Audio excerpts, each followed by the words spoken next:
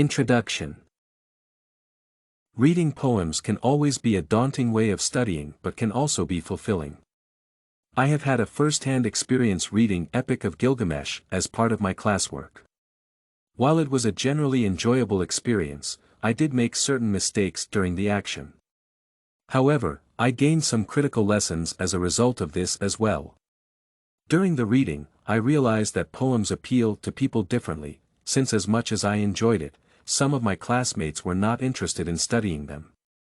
The poem offered insight into how ancient rulers governed their subjects and conquered other territories to expand their kingdom and protect their territory from external attacks.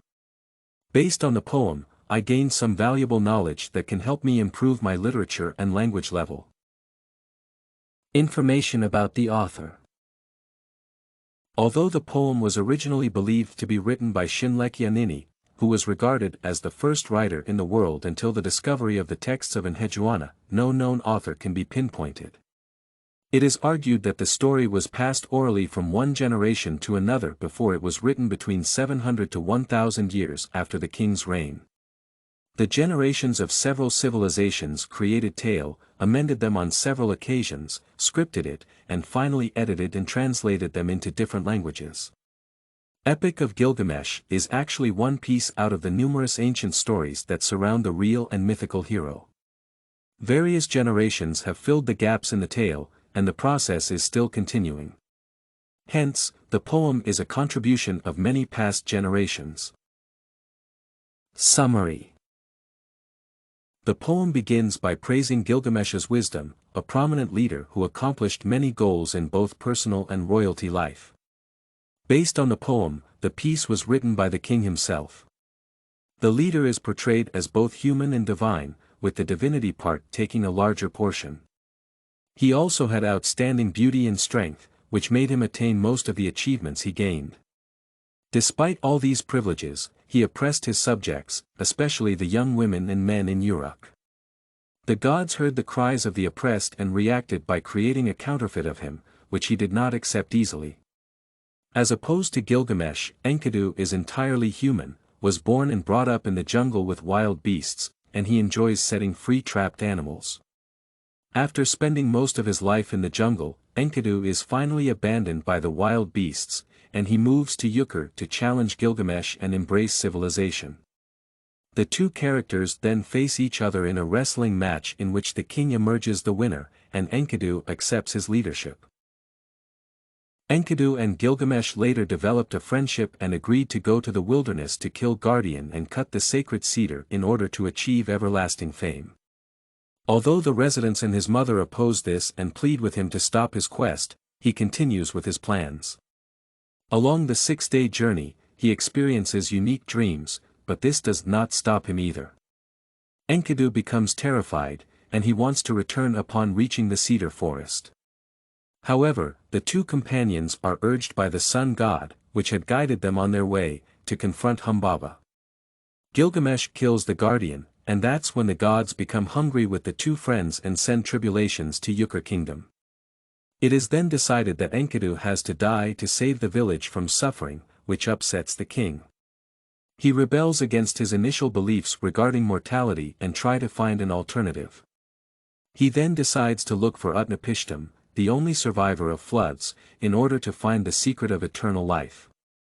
After the meeting, the leader is rewarded with a plant that he later loses to a snake on his way back to the kingdom. Gilgamesh illustrates that he has accepted death by stating that for there in my bedchamber death does abide, and wherever I turn, there too will be death.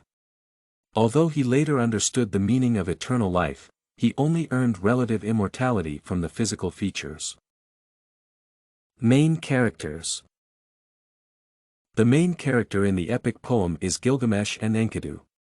Gilgamesh is the ruler of the Yukur kingdom, and he has both human and supernatural powers. The king is not easily advised by anybody in his kingdom, including his own family members. He has a desire to be the most famous person in the world and have eternal life. On the other hand, Enkidu was raised away from any form of civilization. He traveled to Yukur after he was abandoned by wildebeests and found extraordinary companionship in the king. Although he also has certain powers, his human nature outweighs the paranormal traits. He later becomes the sacrificial lamb after the destruction of the sacred cedar. Themes or issues. The theme of death is widely portrayed in the epic poem. The guardian, the person, mandated to take care of the sacred cedar, is killed by the king. After his death, the villagers are slain by the bull of heaven. Enkidu also dies as a result of participating in the cutting of the sacred trees. The king himself tries to understand the meaning of death and how one can achieve eternal life. He states that for such is the destiny of mortal men. This implies that Gilgamesh is afraid of death and wonders what happens to the dead and how he can live forever. Hence, it is evident that death is widely discussed in the tale. Friendship is another theme that is expressed in the poem. Initially, Gilgamesh is not close to anyone in his territory. He oppresses his subjects, but this changes when he finds friendship in Enkidu. Enkidu, on the other hand, was befriended by animals. All his life, he had known wildlife as his loyal companion until he found the king. Gilgamesh and Enkidu's friendship lasted for a long time, which affected the king when he had to die due to his own mistake. Reaction to the reading and personal impression. Overall, I find the poem exciting, as it combines both fiction and reality. In most cases, people do not listen to others' advice, which ends up ruining their destiny. Gilgamesh had a promising future as a king, but his refusal to accept villagers' opinion destroyed both his life and those of the people close to him. The poet also used a different figurative speech to ensure that the audience well understands the piece. Hence, making the epic come out as a fine piece of art. Conclusion. Succinctly, the Epic of Gilgamesh is a poem that has two main characters. The personas play different roles as one acts like a person with two identities, while the other portrays human personality. The king, Gilgamesh, finds friendship in Enkidu, and the two bonds together. Even though the Iyer kingdom leader later becomes devastated about his friend's death, he learned the meaning of death even if it was just the physical immortality. StudyCorgi.com has everything you need for successful studies. Writing tools, informative articles, and essay samples. Come check it out.